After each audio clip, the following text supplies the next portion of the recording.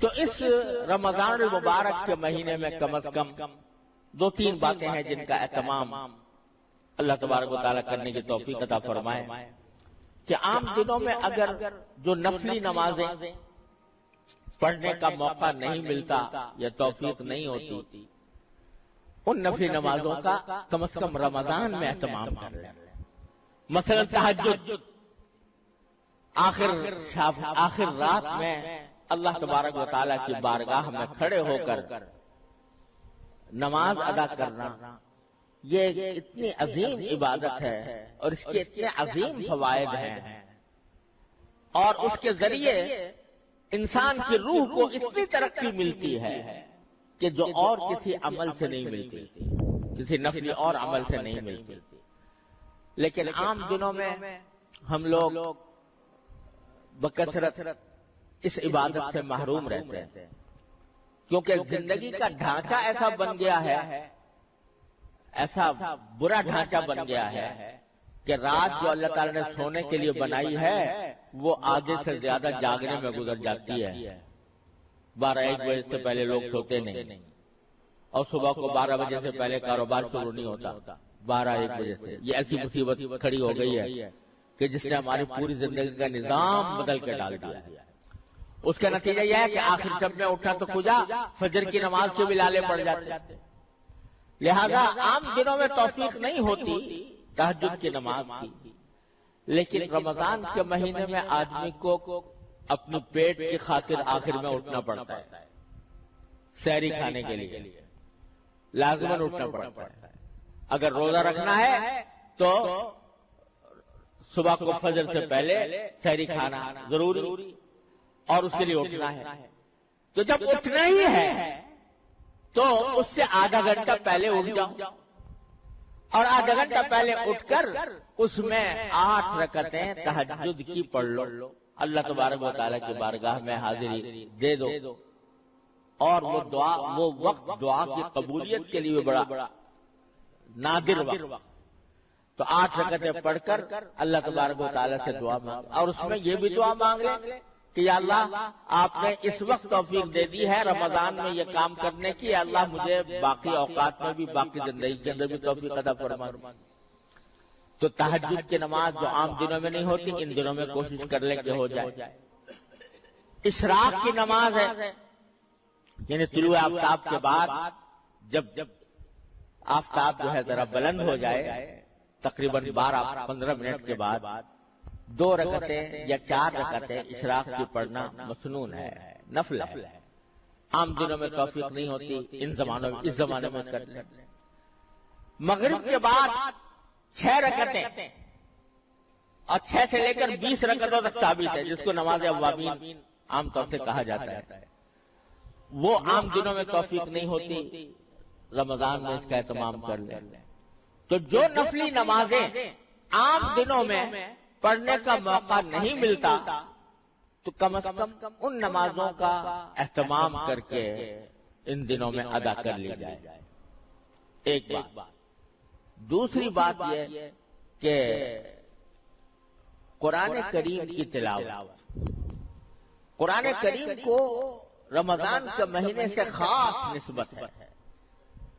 جو آیت میں نے ابھی آپ کے سامنے پڑھی تھی، اس میں اللہ تعالیٰ نے فرمایا کہ رمضان کا تعارف کراتے ہوئے، اس کی عظمت کا بیان کرتے ہوئے اللہ تعالیٰ نے فرمایا کہ اس کی خصوصیت یہ ہے کہ ہم نے اس رمضان کے مہینے میں قرآن نازل کیا۔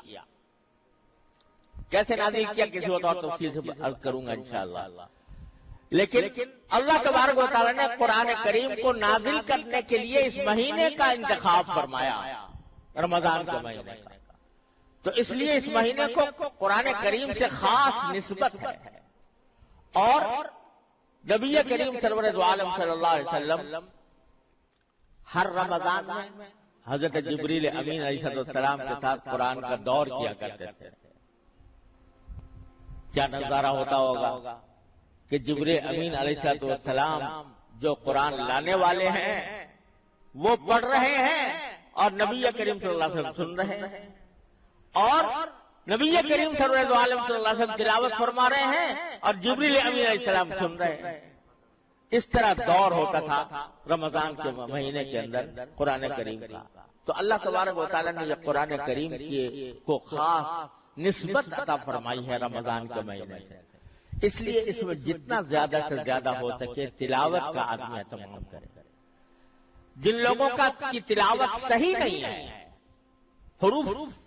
کو تلاوت کے آداب ہیں، تلاوت کا طریقہ یہ ہے کہ جو حروف ہیں وہ صحیح طریقے سے ادا ہوں، جن کی ابھی تک وہ صحت نہیں ہے تو کسی سے اس زمانے میں صحیح طریقے پر تلاوت کرنے کا طریقہ سیکھ لیں۔ کل 29 حرف ہیں الف سے لے کر یا تک، ان میں بھی بیشتر حروف وہ ہے کہ جن کو نکالنے کے لیے کوئی مشقت کرنے کی ضرورت نہیں، خود بخود نکل آتے ہیں۔ چند حروف ہیں کہ جن کا تلفظ صحیح کرنے کی ضرورت ہے، مثلا ہم لوگ سا اور سین اور صاد ان میں اردو میں بولتے ہوئے کوئی فرق نہیں کرتے، لیکن قرآن کریم میں سا الگ طرح پڑھی جائے گی، سین الگ طرح پڑھا جائے گا، صاد الگ طرح پڑھا جائے گا۔ کس طرح ان کے درمیان کیا فرق ہے، کس طرح نکالا جائے؟ زال اور زا اور غا اور غاد، یہ 4 حروف ہیں، ان کے اندر کیسے فرق کیا جائے، کس طرح سے صحیح نکالا جائے، یہ ہر مسلمان کے ذمہ اس کا سیکھنا فرض عین ہے۔ لوگ اس میں بڑی غفلت میں مبتلا ہیں، جیسا چاہا قرآن شریف پڑھ لیا، لیکن یہ فرض عین ہے کہ آدمی اس کو صحیح تلفظ کے ساتھ پڑھنے کی کوشش کرے۔ تو اگر کسی کا تلفظ صحیح نہیں ہے تو اس رمضان کے مہینے کے اندر اس کا تلفظ صحیح کر کے تلاوت کا زیادہ سے زیادہ وقت جو ہے وہ تلاوت میں گزارا جائے۔ تیسری بات یہ کہ یہ اللہ جل جلالہ کے ساتھ تعلق قائم کرنے کا مہینہ ہے، لہذا اس میں ذکر جتنا زیادہ ہو سکے، کثرت سے ذکر، چلتے پھرتے اٹھتے بیٹھتے کوئی نہ کوئی ذکر زبان پر رہا ہے، اور اس میں سب سے اچھا یہ ہے یوں تو جو بھی ذکر زبان پر آتا ہے، سبحان اللہ، الحمدللہ، درود شریف، استغفار،